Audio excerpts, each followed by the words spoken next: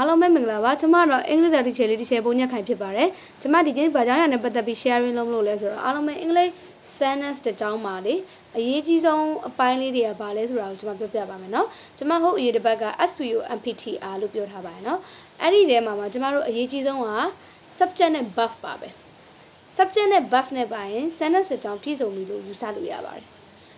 တချို့တွေက object မလိုဘူးလားလို့ပြော object ကလိုတဲ့အခါရှိတယ်မလိုတဲ့အခါရှိတယ်เนาะကျမတို့အဲ့ object လိုတဲ့ verb object မလိုတဲ့ verb ဆိုတာဘယ်လိုခွဲလဲဆိုရင်အင်္ဂလိပ်လိုဆိုရင် transitive verb intransitive verb ပေါ့နော် intransitive verb ဆိုတာ object မလိုဘူးဒါပေမဲ့ထည့်ချင်တော့ကျမတို့ MPTR ဆိုတဲ့ဥစ္စာတွေတော့ထည့်လို့ရမှာပေါ့နော် transitive verb ဆိုတာက object လိုတယ် object ထည့်ကိုထည့်ပေးရတယ်နော် for example အနေနဲ့ကျမ intransitive verb ကိုပြောရမယ်ဆိုရင် go ပေါ့နော် go က object မလိုဘူးနော် object လိုတဲ့ verb ဖြစ်လားမဖြစ်လားဆိုတော့ကျမတို့ဘယ်လိုခွဲလဲဆိုတော့เนาะ question what မှာ whom လို့ what လို့လည်းမေးလို့ရရင် object လိုတယ်ဘယ်သူကိုဘာကိုလို့မေးလို့ရရင် object လိုတယ်လို့သတ်မှတ်လို့ရတယ်เนาะ EATA ဆိုရင်ဘာကိုစားတာလဲမေးလို့ရရင်เนาะအဲ့ကြ EATA က transitive verb ဖြစ်တယ် object ထည့်ကိုထည့်ပေးရတယ် go ကျတော့ဘာကိုစားတာလဲဘယ်သူကိုဘာကိုသွားတာလဲဘယ်သူကိုသွားတာလဲလို့မေးလို့မရဘူးလေဘယ်နေရာကိုသွားတာလဲဘယ်အချိန်သွားတာလဲဆိုတော့ကျမတို့အကျယ်ကျယ်ပုတ်စုလေးတွေဖြစ်တဲ့ MPTR ပဲထည့်လို့ရတယ်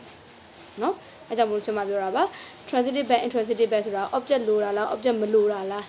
ခွဲခြားပြီးသိဖို့လိုပါတယ်เนาะအဲကြောင့်အဓိကက English sentence တစ်ကြောင်းမှာက subject နဲ့ verb ပါရင်ပြည့်စုံအဲ့ဒါလေးကိုကျွန်မပြောပြတင်တာပါတချို့ verb တွေဆိုရင် object နှစ်ခုလိုတာတွေပါရှိရเนาะ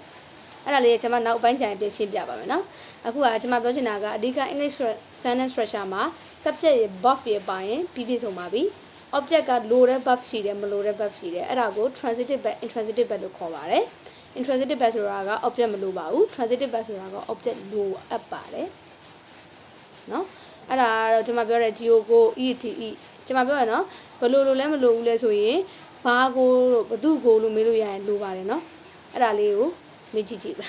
ကိုပါကောနော်အဲ့ဆိုရင်ဒီနေ့ဗီဒီယိုကတော့ဒီလောက်ပါပဲနောက်ဗီဒီယိုမှာပြန်တွေ့ပါမယ် bye bye